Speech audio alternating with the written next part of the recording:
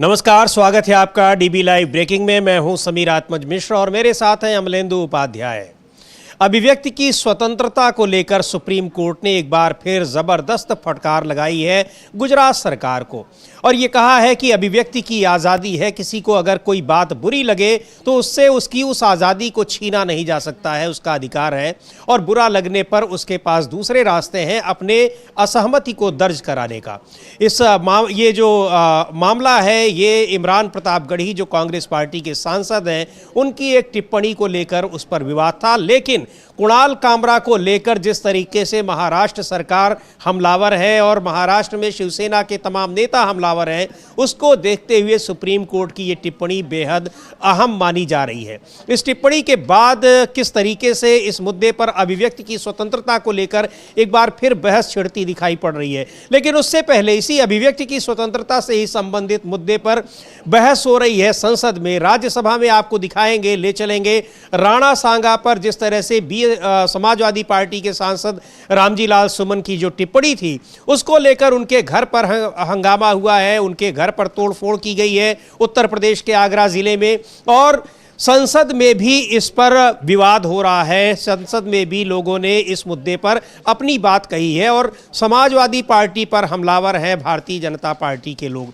क्या कहा रामजी लाल सुमन ने वो बातें कही हैं जो इतिहास की किताबों में लिखी गई हैं। आपको याद होगा इसी तरीके से महाराष्ट्र में विधायक वहां पर अबू आजमी ने भी वही बातें कही थी, जो तमाम बातें जो इतिहास में लिखी गई हैं औरंगजेब को लेकर, लेकिन उस पर भी हंगामा हुआ। तो बड़ा सवाल ये है कि आखिर इतिहास में कई किताबों में लिखी बातों को भी, इतिहास में लिखी हुई किताबों को इतिहास में लिखी बातों को कहने के लिए भी क्या किसी की परमिशन की ज़रूरत होगी और क्या उसकी भी अभिव्यक्ति की आज़ादी लोगों को नहीं है? ये तमाम सवाल है, लेकिन इन सब पर जिस तरह से सुप्रीम कोर्ट की टिप्पणी आई है वो बहुत महत्वपूर्ण है। पहले एक बार रुख करते हैं राज्यसभा में इस मुद्दे पर क्या बातें हुई राणा सांगा को लेकर। कांग्रेस के नेता मल्लिकार्जुन खड़गे ने भी उस पर अपनी बात रखी है। संसदीय कार्य मंत्री किरण रिजिजू ने भी अपनी बात रखी है। एक बार देखते हैं संसद में, राज्यसभा में इसको लेकर किस तरीके से वाद विवाद हुआ है राणा सांगा के मुद्दे पर। Maintain highest rectitude when it comes to sensitive issues. Sir जो अभी कहा है हम लोग तो पूरा एग्री है, आपने देश का सेंटीमेंट को रखा है। मैं सिर्फ इतना पूछना चाहता हूं, हम लोग दिल से मानते हैं आपने जो कहा वो बहुत सही कहा और देश का सेंटीमेंट है। हमारे कांग्रेस पार्टी और बाकी लोग भी इससे सहमत है कि नहीं, एक बार बता दीजिए। क्योंकि मैं मानता हूं, अभी हमने खुद रुकाया अपने पार्टी के एमपी को, ठीक चेयरमैन का बात सुन लीजिए। और इस सदन में देश का हीरो को अगर इंसल्ट करता है तो मैं नहीं मानता हूं कि ये मुद्दा सिर्फ हमारे रामजी लाल सुमन जी का अकेला का है। वो बहुत सीनियर एमपी है, हम लोग लोकसभा में भी साथ रहे हैं, कई साल पहले भी यहाँ आए हैं। इसको मैं इज्जत देता हूं व्यक्तिगत तौर पर, एक साथी के तौर पर। लेकिन जो राणा सांगा को लेकर के जो वक्तव्य दिया, अगर यहाँ से हटा भी दिया, वो बाहर सोशल मीडिया और न्यूज में तो वो तो बिल्कुल चल रहा है। और सुन के किसी को कैसे मंजूर होगा जो भाषा और जिस लहजे में माननीय सदस्य जी ने राणा सांगा के बारे में बोला है। इसलिए मैं आपके बात को सहमत करते हुए मेरा तरफ से ये दरखास्त है, हम लोग आपका स्टेटमेंट को, ऑब्जर्वेशन को एंडोर्स करते हुए, विशेष करके जो इंडी गठबंधन है नेता कांग्रेस पार्टी को भी मैं अनुरोध करता हूं, आप भी खुले तौर पर ऐसे स्टेटमेंट का खंडन कीजिए। और चेयरमैन साहब ने जो ऑब्जर्वेशन किया है, कोई भी रीजन, कोई भी जाति का नेशनल हीरो को अपमान नहीं करना चाहिए, देश में भी और इस सदन में भी। माननीय मल्लिकार्जुन खड़गे जी। सर, आपने जो बातें रखी है हम उसका स्वागत करते हैं। और इस देश में जो भी पैट्रियट्स हैं, देश के लिए लड़े हैं, उनका मैं सम्मान करता हूं। लेकिन इसका मतलब ये नहीं है कि कानून अपने हाथ में लेकर अगर कोई किसी के घर पे जाकर तोड़फोड़ करता है, ये और तोड़फोड़ करता है, अगर उसकी संपत्ति को तोड़ता है, ये कभी हम नहीं मानेंगे। इसको मैं खंडन करता हूं। इस चीज को आपके बात से सहमत है, लेकिन इन्होंने वो मुद्दा उठाकर एक पे जान मारने की कोशिश करते हैं, उसके घर पर जाते हैं और उसकी गाड़ी तोड़ते हैं, घर तोड़ते हैं। ये अपमानजनक जो दलितों के खिलाफ हो रहा, ये कभी नहीं सहन करेंगे। हाँ?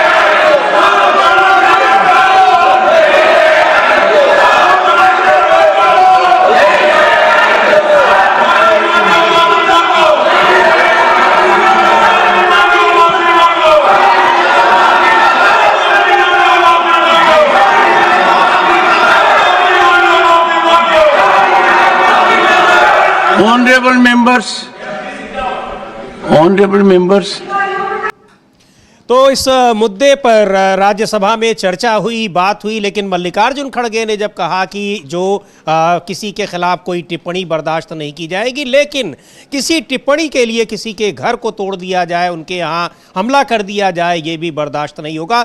लेकिन अमलेंदु जी, इस मुद्दे पर किस तरीके से सत्ता पक्ष के लोगों ने हंगामा शुरू किया, और ये हैरानी की बात है, ये लगातार देखने में आ रहा है कि अक्सर जब चाहे वो लोकसभा हो चाहे राज्यसभा हो, हंगामे की शुरुआत और उसकी वजह से कार्यवाही को स्थगित करना, ये चीजें सत्ता पक्ष की ओर से होती दिखाई पड़ती हैं। सत्ता पक्ष में भी, खासतौर से बीजेपी की तरफ से भी, सत्ता पक्ष में तो जनता एनडीए गठबंधन में भी है, तो लेकिन बीजेपी की तरफ से ये जो है संसद को स्थगित करने की और संसद में हल्ला मचाने की बात होती है। आज भी राधा मोहन दास अग्रवाल जो बीजेपी के सांसद हैं, उनकी तरफ से शुरुआत हुई, उन्होंने इस मसले को उठाया, उसके बाद ये सब शुरू हुआ, फिर किरण रिजिजू बोलने के लिए खड़े हुए। और इससे पहले जब जगदीप धनखड़ साहब बोल रहे थे तो उन्होंने कहा कि भाई ठीक है कि किसी को भी अपमानित नहीं करना चाहिए और जो राष्ट्र नायक हैं उनके खिलाफ टिप्पणी नहीं करनी चाहिए, लेकिन एक सांसद की संप्रभुता और उसकी जो सुरक्षा है वो भी बहुत ज़्यादा जरूरी है, वो नहीं होना चाहिए। ये उन्होंने बैलेंस करने की कोशिश की थी, लेकिन उसके बाद जिस तरीके से भारतीय जनता पार्टी के सांसदों ने हंगामा मचाना शुरू किया, और हम लोगों ने दिखाया कि किस तरीके से हंगामा चल रहा है, चूँकि लंबी बाइट है समीर जी, और उसको हम लोगों को ब्रेकिंग शुरू करना था, तब तक ये जितना हम काट सकते उतना काटा। और यहाँ पे कांग्रेस का जो मीडिया सेल है और कांग्रेस का जो सोशल मीडिया सेल है, उसका भी पता नहीं वो कहाँ सोया रहता है, ये समझ में नहीं आता है कि खड़गे साहब का 1 मिनट का जो है कुछ काट के डाला है और बाकी प्रमोद तिवारी क्या बोले, खड़गे साहब दोबारा क्या बोले, वो कहीं कोई उसने भी काट कर नहीं डाला है। अब ये समझ में नहीं आता है कि सुप्रिया श्रीनेत बड़ी नेता है कांग्रेस में कि खड़गे साहब बड़े नेता हैं। सुप्रिया श्रीनेत की दादा आते हैं, खड़गे साहब की जो है वो कम आते हैं, तो खैर ये उनका अपना मसला है कि कौन किसका क्या है, लेकिन कम से कम ध्यान देना चाहिए। तो ये समीर जी जिस तरीके से वहाँ सब हुआ, ये देखने में आया साफ तौर पर कि भारतीय जनता पार्टी के सांसद किस तरीके से वहाँ हंगामा कर रहे थे इस मसले को लेकर, और एक सांसद की सुरक्षा का प्रश्न उनके सामने था ही नहीं। यानी आप क्या चाहते हैं कि संसद जो है वो लिंचिंग का अड्डा बन जाए? मॉब लिंचिंग करना चाहते हैं क्या? संसद को बनाना चाहते हैं भारतीय जनता पार्टी के सांसद? ये साफ तौर पर देखा जा सकता है। और बाद में धनखड़ जी ने इसको दोपहर तक के लिए सभा की कार्रवाई स्थगित की, लंबी उसकी बहस चली, प्रमोद तिवारी ने भी कुछ कहा है, उस पर स्थगित कर दी गई कार्यवाही। लेकिन जिस तरीके से मल्लिकार्जुन खड़गे ने रामजी लाल सुमन के घर पर हुआ हमला, उसका जिक्र किया, उस पर विरोध करने लगे सत्ता पक्ष के नेता यानी भारतीय जनता पार्टी के तमाम सांसद जो राज्यसभा में हैं।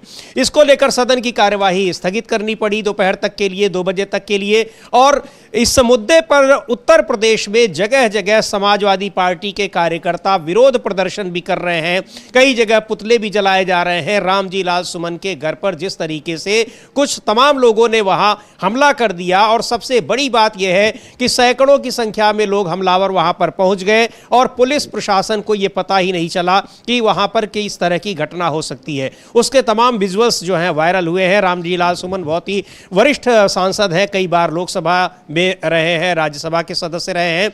इसी बात को लेकर मल्लिकार्जुन खड़गे ने कहा कि इस तरह की चीजें बर्दाश्त नहीं की जाएंगी, यानी अभिव्यक्ति की आजादी। उन्होंने जो बात कही थी राणा सांगा को लेकर, इतिहास में तमाम ऐसे लोग हैं जिनकी भूमिका पर वाद विवाद होता रहता है, वही चर्चा उन्होंने उसमें की थी, लेकिन उनकी बात को लेकर तमाम लोग नाराज हुए और उनके घर पर सीधे हमला कर दिया। इसको लेकर सवाल उठ रहे हैं उत्तर प्रदेश की कानून व्यवस्था पर भी कि एक सांसद भी वहां पर कितना असुरक्षित है। यह कितनी हैरानी की बात है। अभी 8 साल पूरे किए हैं उत्तर प्रदेश सरकार ने और वो अपनी पीठ लगातार थपथपा रही है कि अब तक ऐसी सरकार कोई नहीं हुई जैसी सरकार अब की है। हाँ बिल्कुल, और समीर जी महत्वपूर्ण बात यह है कि जिस दिन ये हमला हुआ रामजी लाल सुमन के घर पे, वहां से 800 मीटर दूर पर योगी आदित्यनाथ कार्यक्रम कर रहे थे और तब ये हुआ। तो आप समझ सकते हैं कि कानून व्यवस्था किस तरीके से खराब हो चुकी है। और अखिलेश यादव ने इसी को लेकर सवाल उठाए हैं कि जीरो टॉलरेंसी जब जीरो हो जाए तो शासन प्रशासन भी क्या जीरो हो गया है। ये सवाल अखिलेश यादव ने उठाए हैं। तो ये अब हालांकि रामजी लाल सुमन ने भी अपनी इस पर बात रखी है कि उसको भी हम लोग देखेंगे जब थोड़ी देर में आएगा कि क्या कहा रामजी लाल सुमन ने। लेकिन ये मसला काफ़ी ज़्यादा बढ़ गया है और भारतीय जनता पार्टी एक तरीके से देखा जाए तो पूरी संसद को जो है इस मुद्दे पर बंधक बनाने की कोशिश कर रही है। ये उनके हंगामे से समझ में आया। जी बिल्कुल, इसको लेकर एक जबरदस्त हंगामा हुआ राज्यसभा में और राज्यसभा की कार्यवाही स्थगित करनी पड़ी। लेकिन किस तरह से अभिव्यक्ति की स्वतंत्रता, यानी आप क्या बोलना चाहते हैं, क्या बात रखना चाहते हैं, उस पर जो विरोध के तरीके दिख रहे हैं वो बहुत हैरान करने वाले हैं। यानी इनटॉलरेंस, सहनशीलता की पूरी तरह से कमी है। और सहनशीलता की कमी है तो उस पर अगर किसी पर हमला हो रहा है तो ये बड़ा सवाल उठता है कि आखिर कानून व्यवस्था कहाँ पर है, लॉ एंड ऑर्डर कहाँ पर है, जिसको जिम्मेदारी है जिसके पास, वो लोग क्या कर रहे हैं। वो चाहे मामला कुणाल कामरा ने जहाँ पर प्रोग्राम किया था वहाँ पर हमले की बात हो, कुणाल कामरा को लगातार मिल रही धमकियों की बात हो, या फिर अपनी बात रखने के लिए, शायरी करने के लिए, शेर सुनाने के लिए, कविता पढ़ने के लिए इमरान प्रतापगढ़ी पर FIR दर्ज होने की बात हो। इमरान प्रतापगढ़ी पर एक शेर पढ़ने के लिए वहाँ गुजरात में FIR दर्ज हो गई। सुप्रीम कोर्ट ने FIR को तो खारिज कर ही दिया, रद्द कर दिया, लेकिन जो टिप्पणी की है वो बहुत गंभीर टिप्पणी की है। सीधे तौर पर कहा है कि अभिव्यक्ति की स्वतंत्रता से किसी को वंचित नहीं किया जा सकता और किसी को अगर किसी की बात खराब लग रही है फिर भी उसकी बात को रोका नहीं जा सकता है। ये टिप्पणी की गई है इमरान प्रतापगढ़ी के संदर्भ में। लेकिन कुणाल कामरा का मामला जिस तरीके से इस समय चर्चा में है, ये साफ देखा जा सकता है कि सुप्रीम कोर्ट इस मामले को लेकर उसको भी सारी चीज़ें दिखाई पड़ रही हैं कि क्या हो रहा है अभिव्यक्ति की आज़ादी को लेकर। बिल्कुल समीर जी, अभिव्यक्ति की आज़ादी को लेकर जो हो रहा है उसको सुप्रीम कोर्ट को भी समझ में आ रहा है और सुप्रीम कोर्ट ने ये FIR तो खारिज की ही और इसके साथ ही गुजरात सरकार को फटकार लगाई और गुजरात हाई कोर्ट को भी कहा कि न्यायाधीशों का काम जो है वो व्यक्ति की अभिव्यक्ति की स्वतंत्रता करनी चाहिए। मतलब ये टिप्पणी है कि न्यायाधीशों को अभिव्यक्ति की स्वतंत्रता की रक्षा करनी चाहिए, भले ही उन्हें कही गई बात पसंद ना आए। ये साफ तौर पर सुप्रीम कोर्ट का कहना है हाई कोर्ट के लिए, जिस हाई कोर्ट ने FIR रद्द करने से इनकार कर दिया था इमरान प्रतापगढ़ी के ऊपर। तो ये एक तरह से आया, बहुत लंबा चौड़ा आज बहस हुई है इस पर। न्यायमूर्ति अभय ओका, न्यायमूर्ति उज्जवल भुइयां की पीठ जो थी उसने जो थी ये सुनवाई की और उसकी पीठ की तरफ से था वो किया गया और इमरान प्रताप के खिलाफ जो गुजरात पुलिस द्वारा FIR दर्ज की गई थी उसको खारिज कर दिया, जिसमें उनके इंस्टाग्राम पोस्ट पर जो उसकी बैकग्राउंड दिया गया था उस पर एक खून के प्यासे बात सुन कविता के साथ एक वीडियो क्लिप लगाई गई थी। इस पर जो था अपने फैसले में जो है उस पीठ ने भाषण और अभिव्यक्ति की स्वतंत्रता की रक्षा की महत्व को रेखांकित किया और कहा कि न्यायालयों और पुलिस को अलोकप्रिय राय व्यक्त करने वाले व्यक्तियों के अधिकारों को बनाए रखना चाहिए और उनके कर्तव्य की याद दिलाई, यानी न्यायाधीशों को और पुलिस को, दोनों को जो थी वो इसकी याद दिलाई। जो न्यायमूर्ति जस्टिस ओका हैं, उन्होंने अपने फैसले के प्रासंगिक अंश पढ़े और उन्होंने कहा कि साहित्य और कला जीवन को अधिक सार्थक बनाते हैं। गरिमापूर्ण जीवन के लिए अभिव्यक्ति की स्वतंत्रता आवश्यक है। व्यक्तियों या व्यक्तियों के समूहों द्वारा विचारों और दृष्टिकोणों की स्वतंत्र अभिव्यक्ति एक स्वतंत्र सभ्य समाज का अभिन्न अंग है। विचारों और दृष्टिकोणों की अभिव्यक्ति की स्वतंत्रता के बिना संविधान के अनुच्छेद 21 के तहत गारंटीकृत गरिमापूर्ण जीवन जीना असंभव है। एक स्वस्थ लोकतंत्र में किसी व्यक्ति या व्यक्तियों के समूह द्वारा व्यक्त विचारों के प्रति दूसरे दृष्टिकोण को व्यक्त करके विरोध किया जाना चाहिए। भले ही बहुत से लोग किसी दूसरे व्यक्ति द्वारा व्यक्त किए गए विचारों को नापसंद करते हों, लेकिन व्यक्ति के विचारों को व्यक्त करने के अधिकार और का सम्मान और संरक्षण किया जाना चाहिए। और जो आगे कहा उन्होंने वो महत्वपूर्ण है, एक लाइन जो कही है, उन्होंने कहा है कि कविता, नाटक, फिल्म, व्यंग और कला सहित साहित्य मनुष्य के जीवन को और अधिक सार्थक बनाता है। यह कहना है जस्टिस ओका का इमरान प्रतापगढ़ी के ऊपर गुजरात पुलिस द्वारा दायर FIR को रद्द करते हुए और गुजरात हाई कोर्ट को नसीहत देते हुए ये जस्टिस ओका जो हैं उनकी टिप्पणी ये आई है। और ये भी कहा है कि यदि बड़ी संख्या में लोगों को विचार पसंद ना हो तब भी विचार व्यक्त करने वाले का सम्मान और उसका संरक्षण होना चाहिए। नहीं कि 4 आदमी आए, 10 आदमी आए और उसको पीट कर चले गए या उसको धमकी देकर चले गए। और अमलेंदु जी, जिस तरह से महाराष्ट्र कैबिनेट के मिनिस्टर धमकी दे रहे हैं कुणाल कामरा को, जिम्मेदार लोग दे रहे हैं, पार्टी के पदाधिकारी धमकी दे रहे हैं, उस लिहाज से ये देखने में आ रहा है कि महाराष्ट्र की कानून व्यवस्था किस तरह से काम कर रही है। उत्तर प्रदेश में कैसी कर रही है वो भी दिखाई पड़ गया। किस तरह से रामजी लाल सुमन के घर पर हमला हुआ, उसको रोक नहीं पाई पुलिस और वहां पर जबरदस्त तरीके से तोड़फोड़ की गई, लोगों को धमकियां दी गई। और महाराष्ट्र में तो खुद सरकार में बैठे हुए लोग इस तरह की धमकी दे रहे हैं। तो आखिर ये और सुप्रीम कोर्ट ये टिप्पणी कर रहा है, तो क्या सुप्रीम कोर्ट का न तो लिहाज है और न डर है इन लोगों को, तभी तो ऐसा कर रहे हैं। क्योंकि उसके खिलाफ न तो महाराष्ट्र के मुख्यमंत्री की कोई उन्होंने उस पर कोई आपत्ति जताई है, बल्कि एक तरह से देखा जाए तो उन्होंने समर्थन ही किया है। इसका मतलब है कि सुप्रीम कोर्ट का किसी तरीके का भय, या संविधान में अगर देखा जाए तो कोई उनको उस बात की कोई चिंता नहीं है, परवाह नहीं है। हाँ बिल्कुल समीर जी, देखने में यही आ रहा है कि राजनीतिज्ञों को कोई चिंता नहीं है। जिस तरीके से लगातार बुलडोजर एक्शन हो रहे हैं सरकार के सुप्रीम कोर्ट के आदेश के बाद हो रहे हैं, और सुप्रीम कोर्ट लगातार कह रहा है कि ये जो आप बुलडोजर एक्शन कर रहे हैं हम इस पर अवमानना का मुकदमा कर सकते हैं। जिन अधिकारियों ने चलाया है बुलडोजर उस पर उनके पैसे से हम पुनर्निर्माण का आदेश दे सकते हैं, सजाएं दे सकते हैं, ये सुप्रीम कोर्ट बार बार कह रहा है। लेकिन उसके बावजूद इस तरीके के एक्शन जारी हैं। अब जिस तरीके से समीर जी ये इसमें आदेश आया है, और यहाँ सिर्फ आदेश FIR रद्द करने का नहीं आया है, बल्कि सुप्रीम कोर्ट ने जो FIR रद्द करने से इनकार कर दिया था गुजरात उच्च न्यायालय ने, उसकी कड़ी आलोचना करते हुए जो सुप्रीम कोर्ट ने कहा है वो ये कहा है कि न्यायालय भारत के संविधान के तहत गारंटीकृत मौलिक अधिकारों को बनाए रखने और लागू करने के लिए कर्तव्यबद्ध हैं। कभी कभी हम न्यायाधीशों को बोले गए या लिखे गए शब्द पसंद नहीं आते हैं, लेकिन फिर भी अनुच्छेद 19(1) के तहत मौलिक अधिकारों को बनाए रखना हमारा कर्तव्य है। हम न्यायाधीशों का भी संविधान और संबंधित आदर्शों को बनाए रखने का दायित्व है। मौलिक अधिकारों की रक्षा करना न्यायालय का कर्तव्य है। विशेष रूप से संवैधानिक न्यायालयों को नागरिकों के मौलिक अधिकारों की रक्षा करने में सबसे आगे रहना चाहिए। यह सुनिश्चित करना न्यायालय का परम कर्तव्य है कि संविधान और संविधान के आदर्शों का उल्लंघन ना हो। ये जो है वो सुप्रीम कोर्ट ने कहा है समीर जी। तो ये टिप्पणी की है, जबरदस्त टिप्पणी है। और सबसे बड़ी बात यह है कि गुजरात हाई कोर्ट को भी नसीहत दी है कि आपको कोई विचार पसंद आ रहे हैं या नहीं आ रहे हैं, आप उस आधार पर फैसला नहीं करेंगे, बल्कि आप कानून के मुताबिक फैसला करेंगे। वाक और अभिव्यक्ति की आज़ादी मिली हुई है संविधान में, मौलिक अधिकार में, और हाई कोर्ट सुप्रीम कोर्ट उसके संरक्षक होते हैं मौलिक अधिकारों के। आपको उस लिहाज से करना चाहिए। तो इमरान प्रतापगढ़ी के खिलाफ अगर गुजरात में हाई कोर्ट वहाँ पर FIR दर्ज हुई है वो उसके खिलाफ अपील कर रहे हैं, तो उस अपील को आप खारिज क्यों कर रहे हैं? क्या किसी को कुछ भी बोलने का अधिकार नहीं है? या कोई व्यक्ति अगर कुछ बोल रहा है उससे कोई आहत हो जाता है तो क्या वह व्यक्ति बोलेगा नहीं? यही बात सुप्रीम कोर्ट ने बहुत स्पष्ट तरीके से कही है।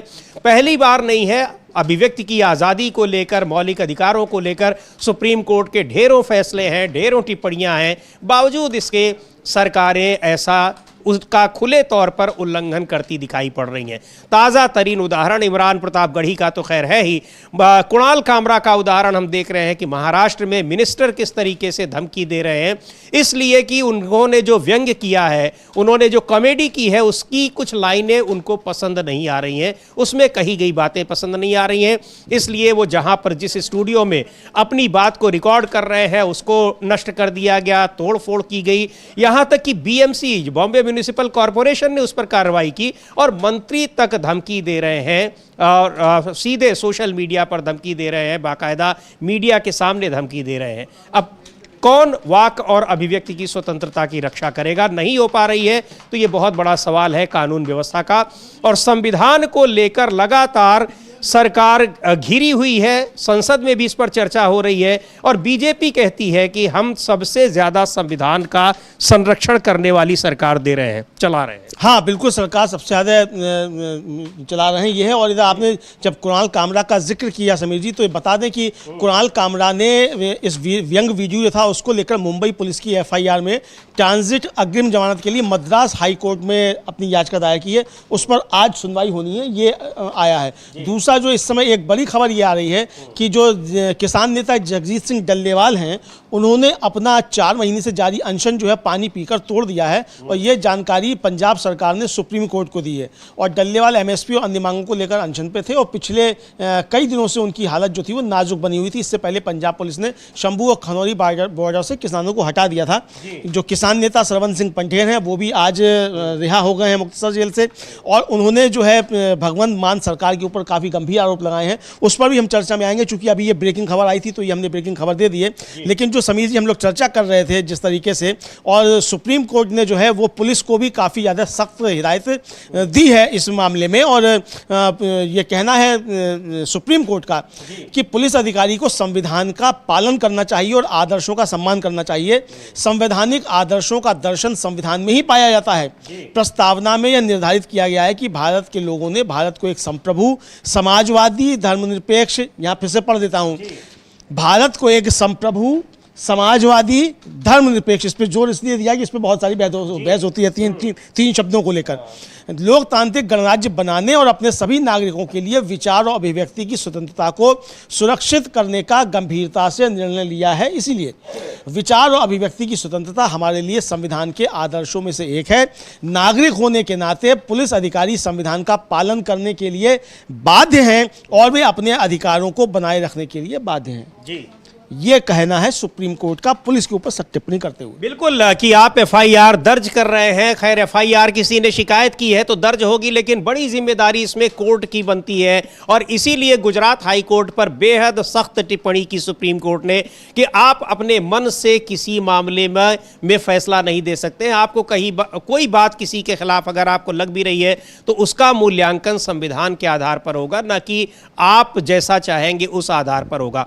इमरान प्रतापगढ़ी बड़े खुश नजर आए, एक बार उनका विजुअल्स देखेंगे। संविधान की पुस्तक लहराते हुए पार्लियामेंट पहुंच रहे हैं और यही संविधान की पुस्तक का दिखाते हुए कुणाल कामरा ने भी अपनी तस्वीर सोशल मीडिया में पोस्ट की थी और उन्होंने कहा था कि इसी संविधान ने उनको जो कुछ भी उन्होंने बोला है उसकी इजाज़त दी है और वो माफ़ी नहीं मांगेंगे। माफ़ी नहीं मांगने की बात रामजी लाल सुमन भी कर रहे हैं। इसका मतलब कि इन सारी चीज़ों के बाद और जब सुप्रीम कोर्ट की ये टिप्पणी आ रही है, गुजरात हाई कोर्ट को भी नसीहत देती हुई टिप्पणी आ रही है, तो लोगों का विश्वास जो है और भी मजबूत हो जाता है संविधान पर, क्योंकि उसी संविधान ने ताकत दी है और सुप्रीम कोर्ट उस संविधान का संरक्षक है। ये बातें बार बार स्पष्ट होती दिखाई पड़ती हैं। हाँ बिल्कुल समझिए, बार बार स्पष्ट होती दिखाई पड़ती हैं। सुप्रीम कोर्ट अपनी जिम्मेदारी का निर्वाह करते हुए नजर आता है और जो निचली अदालतें हैं उनको भी ये बता रहा है कि आपका काम क्या है, ये जो है वो कहता हुआ नजर आता है। तो जाहिर सी बात है कि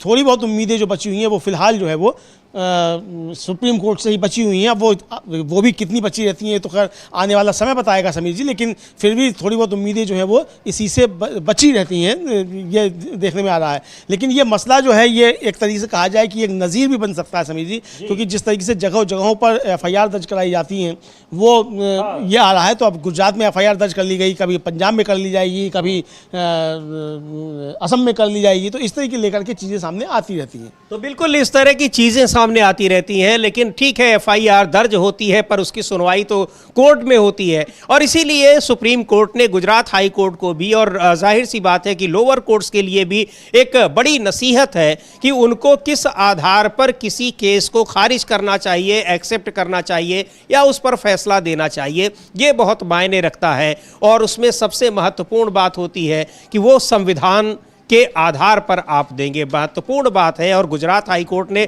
क्यों उस FIR को रद्द करने की अर्जी को खारिज कर दिया, अपने आप में बहुत बड़ा सवाल है, क्योंकि वाक और अभिव्यक्ति की स्वतंत्रता संविधान में दी है। और क्या गुजरात के हाई कोर्ट के जजों को ये बात नहीं मालूम है? जो बात सुप्रीम कोर्ट ने कही है अमलेंदु जी, आम आदमी को मालूम है कि वाक और अभिव्यक्ति की स्वतंत्रता क्या होती है, उसके आधार पर किस तरीके से संरक्षण मिला हुआ है संविधान में लोगों को।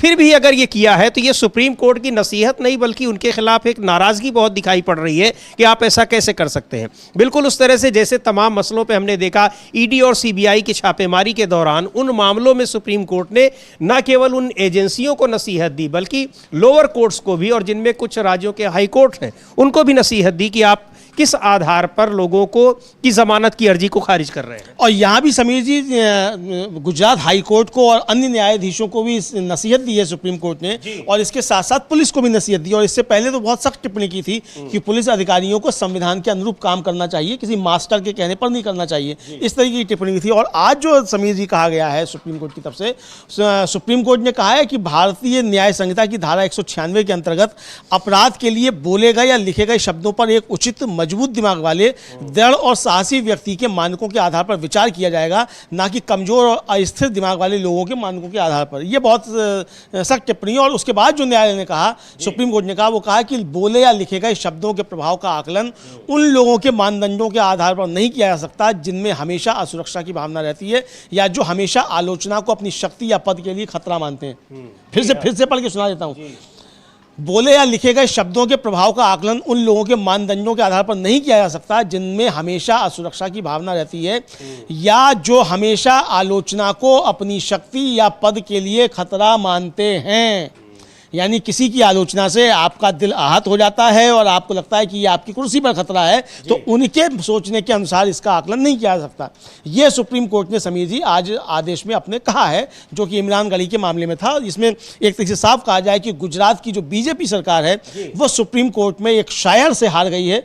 इमरान प्रताप गढ़ी सांसद बाद में हैं और कब तक रहेंगे पता नहीं, लेकिन शायर तो वो रहेंगे। शायर पहले भी थे, सांसद होने से पहले, और बाद में भी शायर रहेंगे। और मुकदमा जो कायम हुआ वो एक शायरी की वजह से हुआ, सांसद होने की वजह से नहीं हुआ। तो इसलिए एक शायर से जो है गुजरात सरकार सुप्रीम कोर्ट में मुकदमा हार गई है। ये एक मतलब इस पूरे मुकदमे के बीच में से निकल कर आ रहा है, वो ये बहुत बड़ी बात है। अब देखना ये है कि मद्रास हाई कोर्ट में क्या महाराष्ट्र सरकार भी एक व्यंग्यकार से हारती है कि जीतती है। बिल्कुल ये देखने वाली बात है। और सुप्रीम कोर्ट की इन टिप्पणियों का वहां पर कितना संज्ञान लिया जाता है, हालांकि सुप्रीम कोर्ट की बातों का संज्ञान जरूर लिया जाएगा। और ये बात सुप्रीम कोर्ट ने वही बात कही है जो संविधान में लिखी हुई बातें हैं, मौलिक अधिकारों को लेकर कही गई बातें हैं। इन टिप्पणियों में जिस तरह से संविधान का जिक्र करते हुए पुलिस और प्रशासन को भी हिदायत दी है, नसीहत दी है सुप्रीम कोर्ट ने, बहुत मायने रखती है आज खास तौर पर, क्योंकि जिस तरह से आज जुमे की नमाज है उत्तर प्रदेश में, खास तौर पर हम देख रहे हैं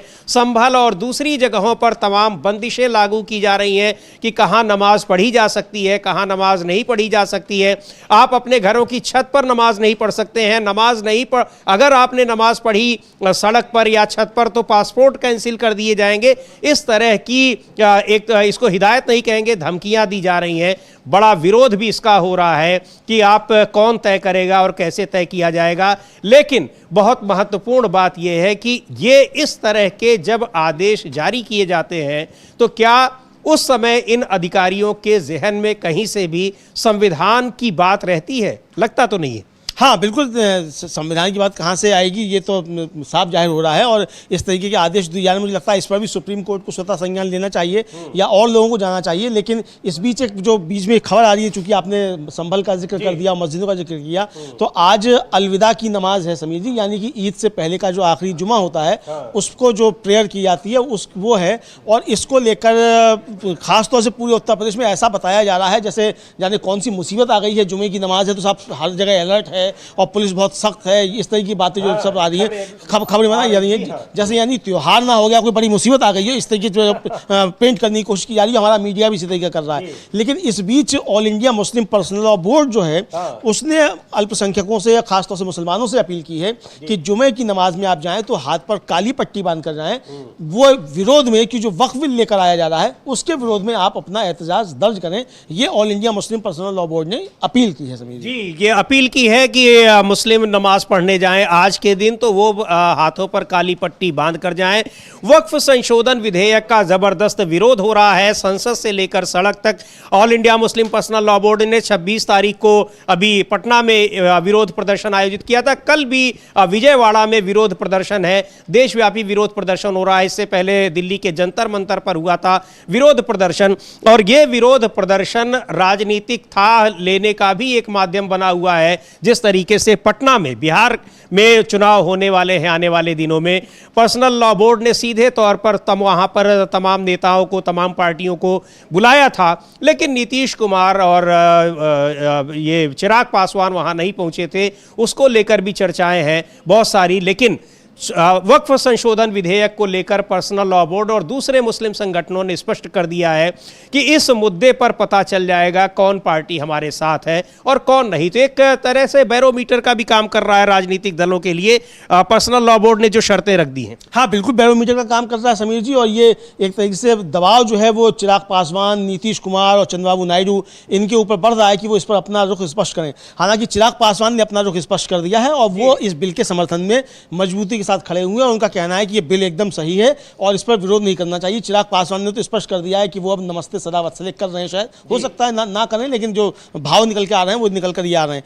अब समस्या जो है वो नीतीश कुमार और चंद्रबाबू नायडू के सामने कि उनको स्पष्ट करना है कि वो किधर खड़े हैं और किधर नहीं खड़े हैं। हालांकि नीतीश कुमार के भी जो मंत्री हैं, केंद्रीय मंत्री ललन सिंह, वो तो लोकसभा में बड़े जबरदस्त तरीके से इस बिल के समर्थन में पहले बोल ही चुके हैं और बाद में जो था ये जेपीसी को भेज दिया गया था बिल।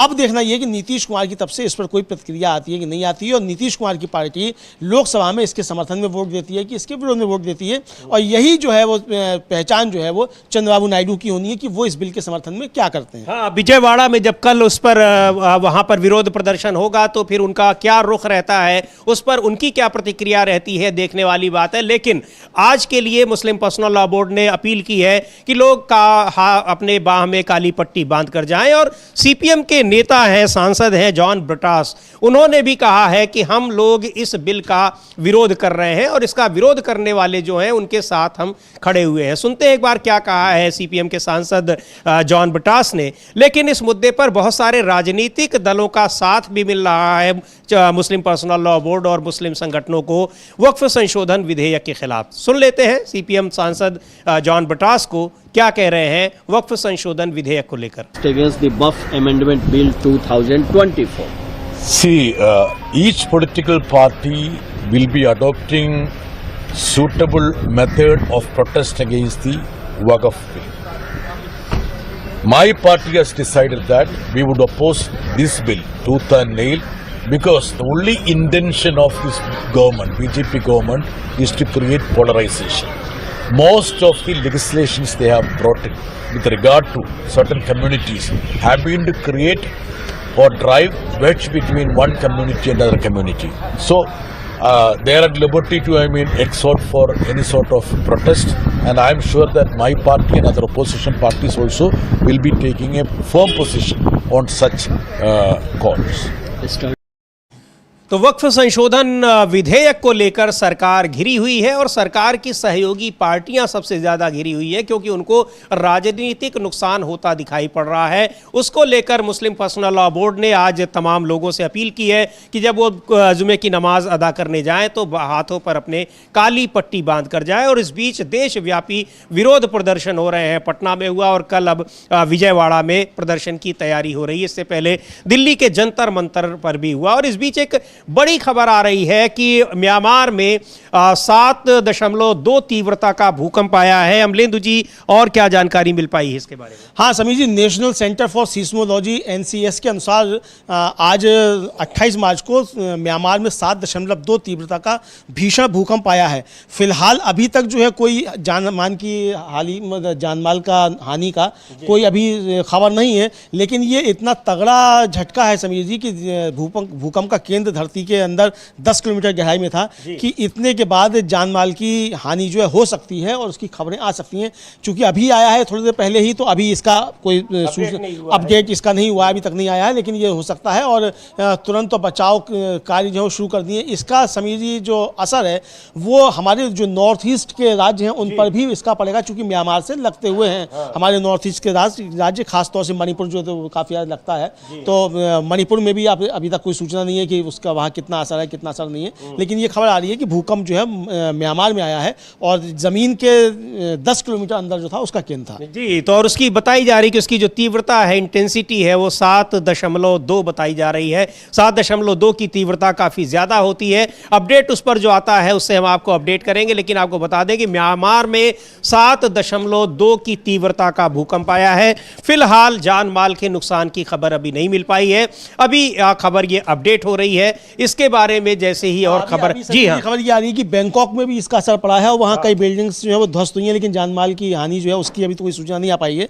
तो जैसी खबर इसमें अपडेट होगी तो वो भी अपने दर्शकों को बताएंगे। बिल्कुल, आसपास के इलाकों में, खासतौर से भारत में देखें तो जो नॉर्थ ईस्ट के राज्य हैं वहां भी इसका असर देखा जा सकता है क्योंकि म्यांमार से लगे हुए ये राज्य है। और इस बीच तमाम जिन मुद्दों पर हम बात कर रहे थे उनमें यह है कि संसद में वाक और अभिव्यक्ति की स्वतंत्रता को लेकर इस समय जबरदस्त बहस छिड़ी हुई है और सुप्रीम कोर्ट की यह टिप्पणी बड़ी मायने रखती है जो उसने गुजरात हाई कोर्ट को नसीहत देते हुए दी है कि इसकी अभिव्यक्ति की स्वतंत्रता की रक्षा करना ये हाई कोर्ट और सुप्रीम कोर्ट का काम है। उस दायित्व से अपने को मुंह नहीं मोड़ना चाहिए। ये बहुत महत्वपूर्ण है। हाँ बिल्कुल समझिए, ये काफ़ी ज़्यादा महत्वपूर्ण है। और थाईलैंड में भी इसका जो है वहाँ तो ज़्यादा है, बल्कि वहाँ 7.7 उसका है समीर जी, ये बताया जा रहा है। तो ये काफ़ी बड़ी समझा जा सकता है। इसका मतलब खबरें जब आना शुरू होंगी तब इसका असली आएगा कि क्या है क्या नहीं आ रहा। हालांकि कुछ विजुअल्स जो सोशल मीडिया पर आना शुरू हो गए हैं, तो लेकिन वो कॉपीराइट के असलियत में कुछ मसले हो सकते हैं, इसलिए हम वो दिखा नहीं सकते हैं।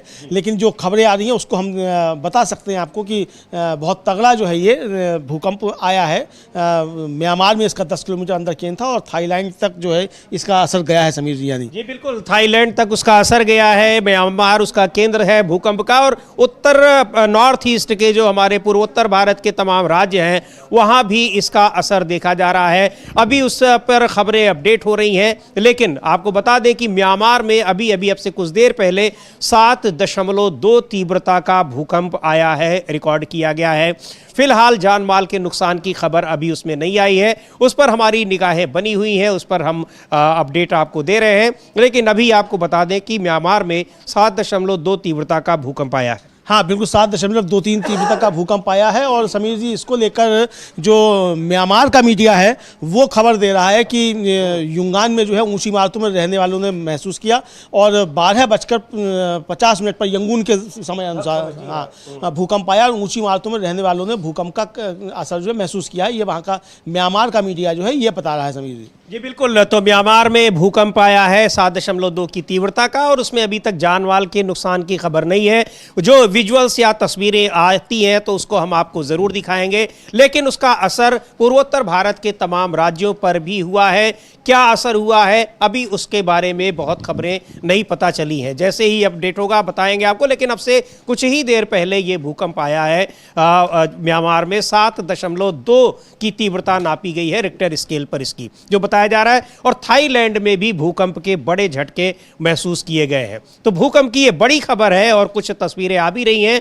हालांकि उन तस्वीरों को हम आपको नहीं दिखा सकते हैं, लेकिन आपको बता दें कि एक भूकंप के बड़े झटके महसूस किए गए हैं म्यांमार में भी और उत्तर पूर्व भारत के कई राज्यों में भी इसके झटके महसूस किए गए हैं। अमलेंदु जी। हाँ बिल्कुल समीर जी, और खबरें आ रही हैं। अब जो थोड़ा जब तक देर से आएंगी, चूंकि बड़ी घटना है ये, तो थोड़ा देर लग सकती है खबरें आने में। तो जैसी आएंगी खबरें तो इस पर भी हम अपडेट करते रहेंगे। और बैंकॉक में जो है वहाँ काफ़ी ज़्यादा बताया जाता है कि नुकसान शायद हुआ है, क्योंकि कई बिल्डिंग्स जो हैं वो काफ़ी देर तक हिलती रही हैं।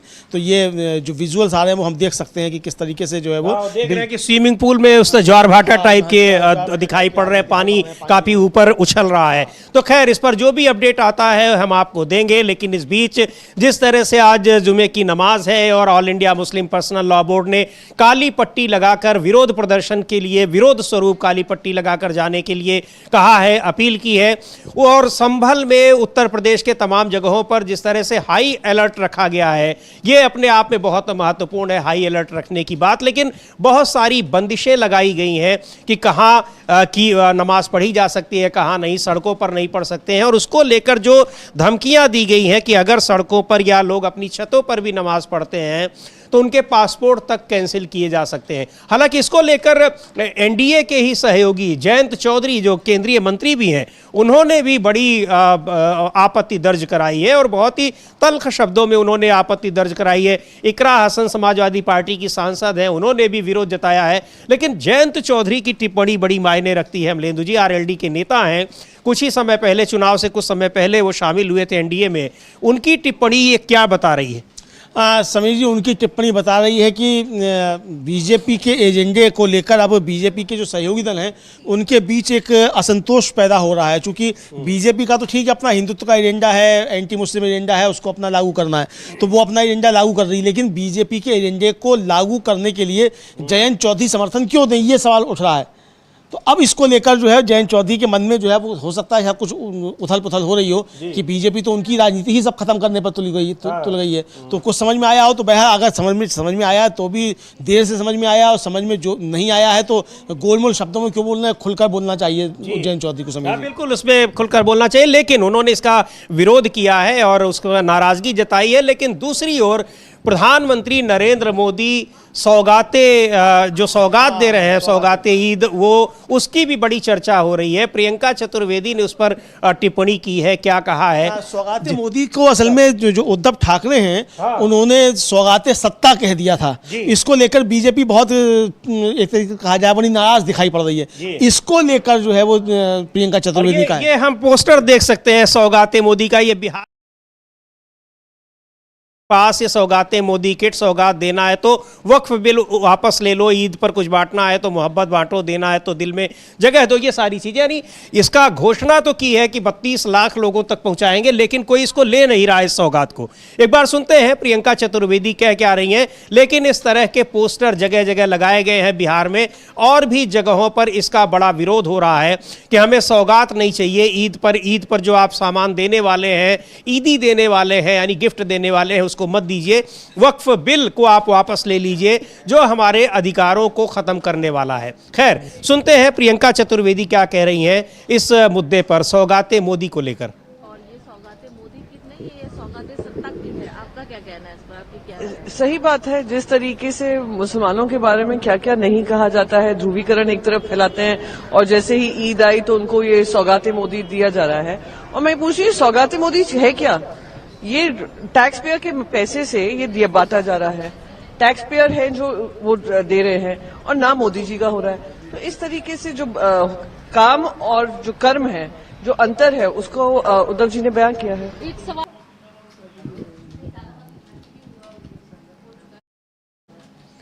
तो एक तरफ नमाज पढ़ने के लिए बंदिशें और दूसरी तरफ सौगाते मोदी, लेकिन सौगाते मोदी का भी विरोध हो रहा है।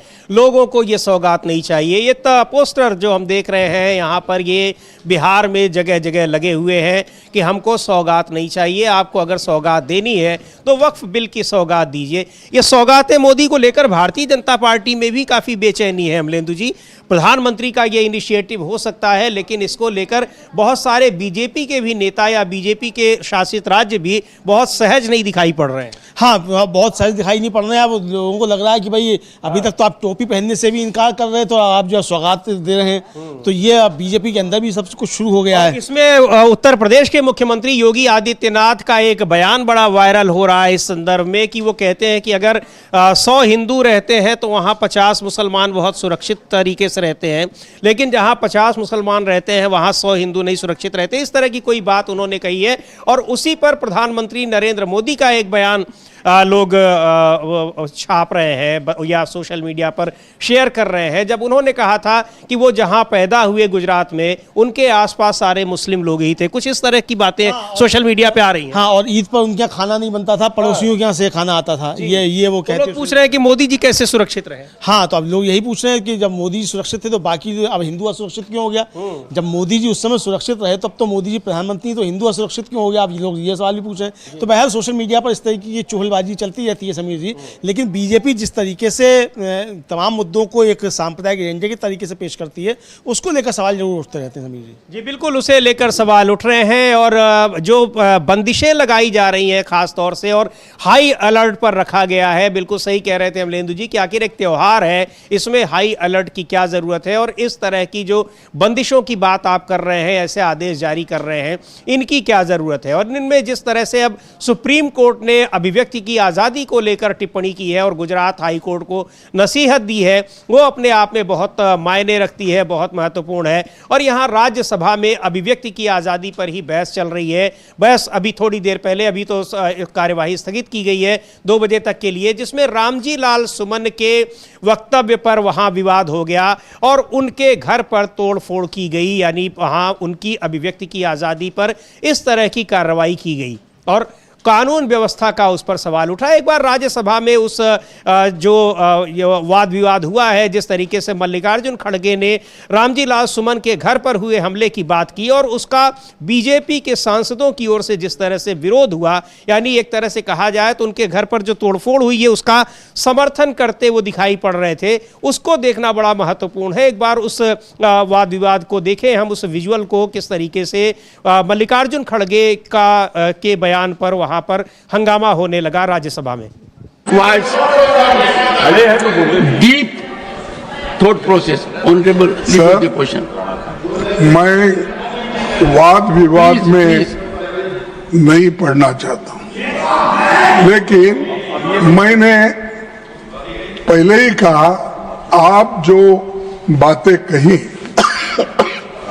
राणा संगा के बारे में, राणा प्रताप जी के बारे में जो बातें कही और देश के अन्य भागों में भी जो देश के लिए लड़े मरे, अपना जान दिए, उन सबका हम सम्मान करते हैं।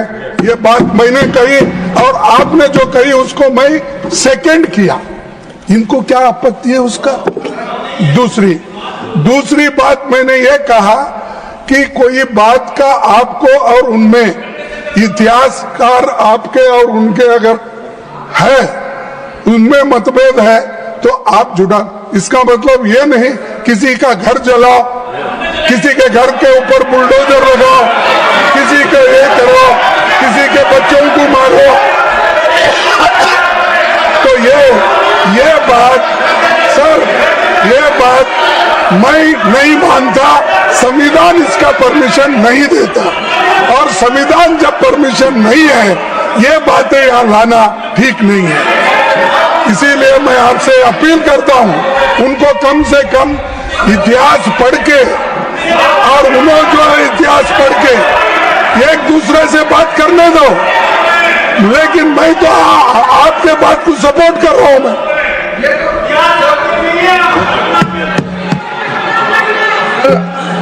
फिर से माननीय मल्लिकार्जुन खड़गे जी, लीडर ऑफ द ऑपोजिशन, फिर से जो पहले मिस्टेक फिर से दोहरा रहे हैं। कोई भी ऑब्जर्वेशन और कोई भी एक्सेप्टेंस अनक्वालिफाइड होना चाहिए। वो शुरुआत तो ठीक लगता है कि चेयरमैन साहब ने जो बोला ठीक है, मैं मंजूर करता हूं। साथ साथ जो वो जोड़ते हैं कि दलित है इसलिए अटैक किया है, अगर वो ऐसा नहीं बोलते तो जो प्रकरण हुआ है वो तो उससे जुड़ा हुआ है, उसको दलित है बोल के जो भी घटना वो नहीं है, वो वक्तव्य की वजह से ये जो खड़ा हुआ है, आप एक दलित है, हम एक रिजर्व कैटेगरी है। वायलेंस को कोई भी यहां जस्टिफाई नहीं कर सकता है। सर, चेयरमैन सर, हमारा लोकतंत्र में बोलने का आजादी तो है, हमारा देश नियम कानून से चलता है, इसमें कोई हम लोगों में विरोधाभास नहीं है। लेकिन आप बार बार ये कह रहे हैं दलित ने इसलिए अटैक किया है। आप जो वक्तव्य मेंबर इस सदन में देता है वो एक रेस्पॉन्सिबल स्टेटमेंट होना चाहिए, लेकिन आप कैसे जाम मार करके दलित ने इसलिए अटैक किया है, आप क्यों जाति को इसमें जोड़ना चाहते हैं? इसमें जाति धर्म का विषय ही नहीं है। ये एक मेंबर ने जो स्टेटमेंट दिया है उसको खंडन करने का विषय है। एक तरीके से आपने समर्थन दे दिया है कि हमारा रामजी लाल सुमन ने जो कहा है सही कहा है, आप एक तरह से इंडोर्स कर रहे हैं। आप अनक्वालिफाइड इंडोर्स कीजिए चेयरमैन के ऑब्जर्वेशन को। ऑनरेबल मेंबर्स, वो बात दोहरा के असत्य बात को सत्य करना चाहते हैं। मैंने तो आपको बोला मैं कि आपका समर्थन करता, आप जो बोले स्टेटमेंट उसका मैं था, लेकिन मैं ये कहा कोई भी सदस्य हो, चाहे वो दलित हो, स्वर्णीय हो, दूसरा रामजीलाल सुमन, श्री रामजीलाल सुमन,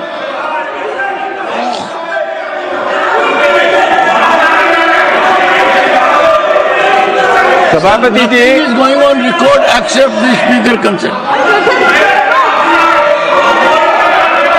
सभापति जी,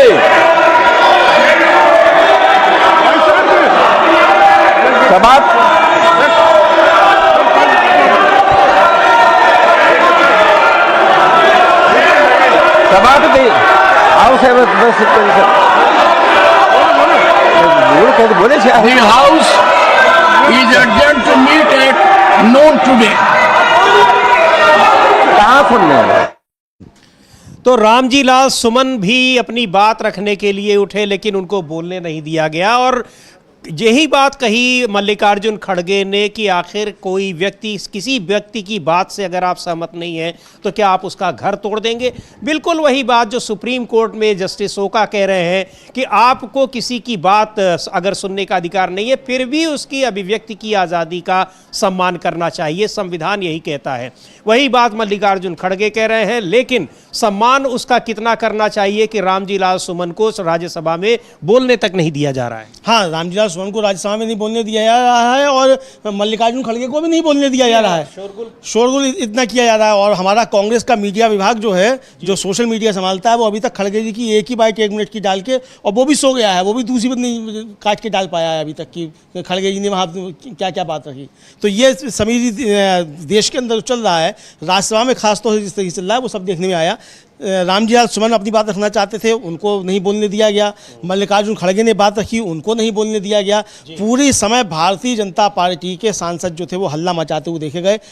किरण रिजिजू ये तो कह रहे हैं कि अभिव्यक्ति की स्वतंत्रता है, बोलने की स्वतंत्रता है, कानून का शासन है, और आप दलित हैं तो आपके ऊपर एट्रोसिटी नहीं होनी चाहिए। लेकिन फिर बात जो हमारे यहाँ कहावत है ना कि सब कुछ सही है जज साहब की बात, लेकिन परनाला वहीं गिरेगा। तो यानी परनाला वहीं गिरेगा। आपकी सब बात सही है, अभिव्यक्ति की स्वतंत्रता भी है, आपको बोलने की आज़ादी भी है, कानून करेंगे वही जो हमारा मन हाँ करेंगे वही, हम संसद नहीं चलने देंगे, इसलिए परनाला वहीं गिरेगा।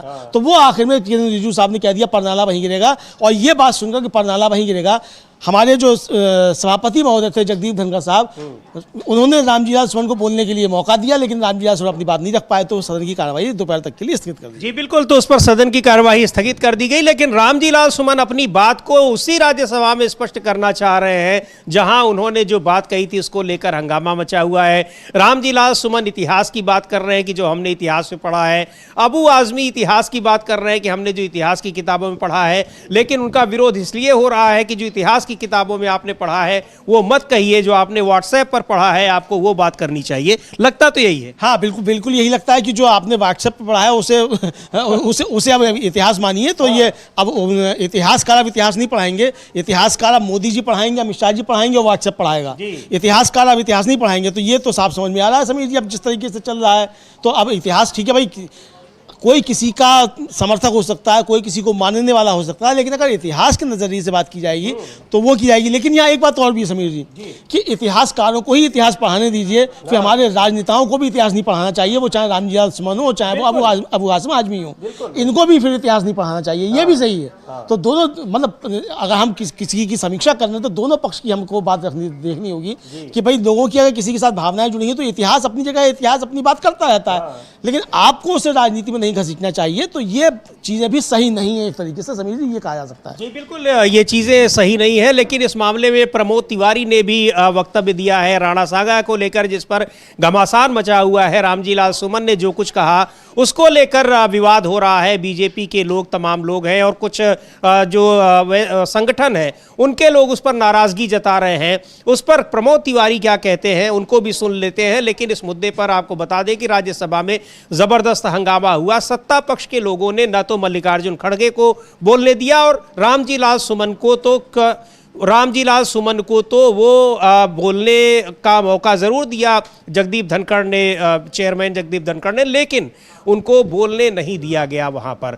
और अभिव्यक्ति की आज़ादी को लेकर सुप्रीम कोर्ट टिप्पणी कर रहा है कि आपको नहीं पसंद है तब भी आपको उस व्यक्ति की अभिव्यक्ति की आज़ादी का सम्मान करना पड़ेगा, उनको आप बोलने से नहीं रोक सकते हैं। बहुत ही महत्वपूर्ण बात। और ये हम देख सकते हैं कि असदुद्दीन ओवैसी AIMIM के जो अध्यक्ष हैं, सांसद हैं, वो काली पट्टी बांध रहे हैं। आपको अभी हम लोग बता रहे थे कि all India Muslim personal law board ने अपील की है सभी मुस्लिमों से कि वो वक्फ संशोधन विधेयक के खिलाफ विरोध प्रदर्शन के तौर पर, उसके विरोध में इसको काली पट्टी बांधकर वो जुमे की नमाज पढ़ने के लिए जाए। हाँ समीर जी, और ये शुरू हो गया है, और नमाज अब थोड़ी देर में शायद होगी, बहुत सी जगहों पे हो भी रही होगी, हो सकता है। अलग अलग खबरें आ रही हैं, आज शुरू हो गई है, अलग अलग जगहों पे अलग अलग तरीके का होता है। तो असदुद्दीन ओवैसी पहुंचे हैं और वो हाथ में काली पट्टी बांधे हैं। तो ये विजुअल हम लोग दिखा रहे हैं, अभी 1 मिनट पहले का ही विजुअल है ये, और असदुद्दीन ओवैसी जो काली पट्टी बांधकर वहाँ पहुँचे हुए हैं। तो समीर जी, आज जिस तरीके से चर्चाएँ सब चल रही हैं, तो अब ये देखने में आ रहा है कि किस तरीके से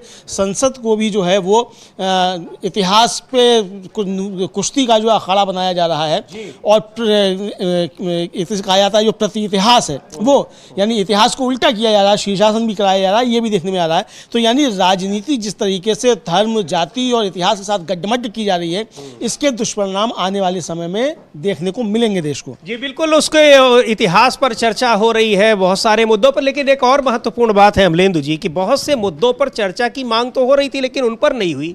चाहे वो मणिपुर का मुद्दा हो, चाहे वो बेरोजगारी का मुद्दा हो, चाहे जिस तरीके से अमेरिका से भारतीयों को वापस लाया गया हो, लेकिन राणा सांगा के मुद्दे पर चर्चा की अनुमति भी मिल गई। वहां पर अपनी बात रखने की किरण रिजिजू को अनुमति मिल गई।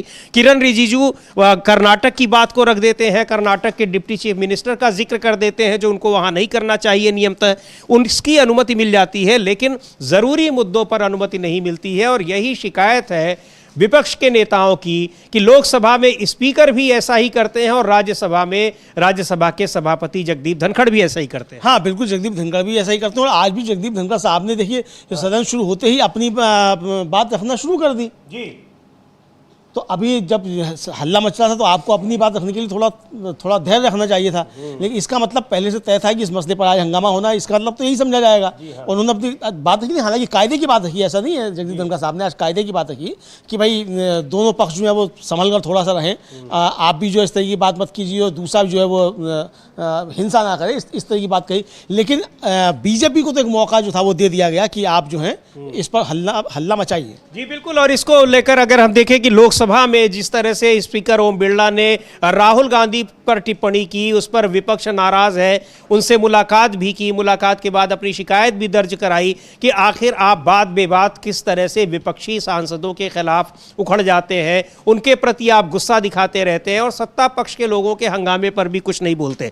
तो दोनों ही जो पीठासीन अधिकारी हैं वो विपक्ष के निशाने पर एक बार फिर बुरी तरीके से घिरे दिखाई पड़ रहे हैं। हाँ बिल्कुल, दोनों जो है विपक्ष के निशाने पर घिरे हुए दिखाई पड़ रहे रहे हैं और अब देखना होगा कि ये किस तरीके से व्यवहार रहता है दोनों का। लेकिन आज जो है ये बड़ी खबरें समीर जी जो रहीं और इस पर हमने चर्चा की कि देश दुनिया में क्या चल रहा है और ये बताया मतलब मालूम पड़ रहा है कि देश के अंदर जो चल रहा है वो सब कुछ ठीक ठाक नहीं चल रहा है। जी बिल्कुल। और अब सुप्रीम कोर्ट की ये टिप्पणी बहुत मायने रखती है उस समय जबकि कुणाल कामरा को महाराष्ट्र के मिनिस्टर तक धमकी दे रहे हो, उनको जिस स्टूडियो में वो अपनी रिकॉर्डिंग कर रहे हैं उसमें तोड़फोड़ की जा रही हो, बीएमसी उसको तोड़ दी रही हो और इमरान मसूद को एक शायरी पढ़ने के लिए ट्वीट करने के लिए एफआईआर दर्ज हो रही हो। सुप्रीम कोर्ट ने गुजरात के में जो दर्ज की गई थी एफआईआर उसको खारिज कर दिया। हालांकि इमरान प्रतापगढ़ ही उसके लिए पहले गुजरात हाई कोर्ट का उन्होंने रुख किया था, वहां से उनकी उस अपील को खारिज किया गया, लेकिन सुप्रीम कोर्ट ने उस एफआईआर को रद्द कर दिया है और गुजरात हाई कोर्ट को भी बड़ी नसीहत दी है कि अभिव्यक्ति की आज़ादी क्या होती है और उसका कैसे सम्मान किया जाता है। बड़ी खबर यह है कि अब इस समय all India Muslim personal law board ने अपने मुस्लिमों से अपील की है कि वो वक्फ संशोधन विधेयक के खिलाफ अपने हाथों में काली पट्टी बांध कर जाए। और ये हम देख रहे हैं असदुद्दीन ओवैसी को जो काली पट्टी बांध रहे हैं, इस तरह से तमाम मुस्लिम इस समय दिखाई पड़ रहे हैं ऐसा करते हुए, क्योंकि वक्फ संशोधन विधेयक को लेकर all India Muslim personal law board और दूसरे मुस्लिम संगठन धरना प्रदर्शन कर रहे हैं पूरे देश भर में। देशव्यापी विरोध प्रदर्शन उनका जारी है।